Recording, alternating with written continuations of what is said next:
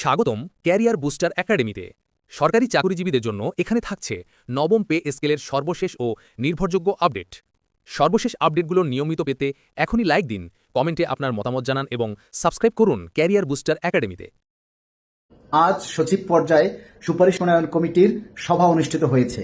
সেই সভায় 3 বেতন কমিশনের যে রিপোর্ট দেওয়া হয়েছিল সেগুলি যাচাই বাছাই আলোচনা পর্যালোচনা চলছে।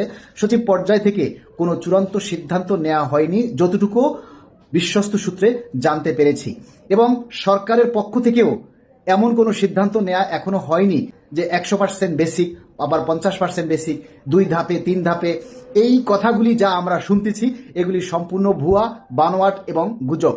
নবম পে স্কেল কিভাবে বাস্তবায়ন হবে এইগুলি নিয়ে এখনো সরকারের নীতি নির্ধারক পর্যায়ে আলোচনা পর্যালোচনা চলছে। সেই আলোচনাগুলোই বিভিন্ন মাধ্যমে লিক হয়ে মিডিয়ার কাছে পৌঁছে যাচ্ছে এবং মিডিয়ারা সেগুলি প্রচার করে আমাদের কাছে বেচা কিনা করছে, কারণ মিডিয়ার এই নিউজগুলি আমরা বেশি খাই। এই সমস্ত যে মিডিয়ায় যা প্রচার করছে, এই 50%, 2 ধাপ 3 ধাপ, এরকম এখনো কোনো সিদ্ধান্ত সরকারের পক্ষ থেকে চূড়ান্ত করা হয়নি। তবে আমরা দাবি জানাই আগামী বাজেটে যাতে আমাদের পে স্কেল বাস্তবায়নের জন্য প্রয়োজনীয় বরাদ্দ রাখা হয় এবং সেই বরাদ্দ অনুযায়ী বাস্তবায়নের জন্য যাতে চূড়ান্তভাবে প্রজ্ঞাপন জারি করা হয়। প্রজ্ঞাপন ছাড়া কোনোভাবে আমাদের এর আগে জানার কোনো উপায় নেই যে পে স্কেল শতভাগ বাস্তবায়ন হচ্ছে নাকি আংশিক বাস্তবায়ন হচ্ছে, 1 ধাপে হচ্ছে নাকি 2 ধাপে হচ্ছে। এগুলি কেবল প্রজ্ঞাপন জারি হলেই আপনারা জানতে পারবেন।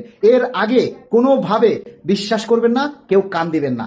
সবাইকে অনুরোধ করব, সবাই শুধু মাননীয় প্রধানমন্ত্রীর কাছে দাবিটা তুলে ধরুন যে আমরা দীর্ঘ 11 বছর পর 2টি পে স্কেলের সমন্বয়ে যে পে স্কেলটা চাচ্ছি সেটা কোনো ধাপে নয়, কোনো পার্সেন্টেজে নয়, আমরা একবারেই বাস্তবায়ন চাই। তারপরও যদি দেশের আর্থিক ক্রাইসিস থাকে, অর্থনৈতিক সমস্যা থাকে, সেক্ষেত্রে আমরা সকল গ্রেডে শতভাগ বেসিক মানে মূল বেতন বাস্তবায়ন চাই, এবং অন্যান্য যে ভাতাগুলি সেগুলি আমাদেরকে 6 মাস পর পর বা পর্যায়ক্রমে দিলেও আমাদের কোনো আপত্তি নেই।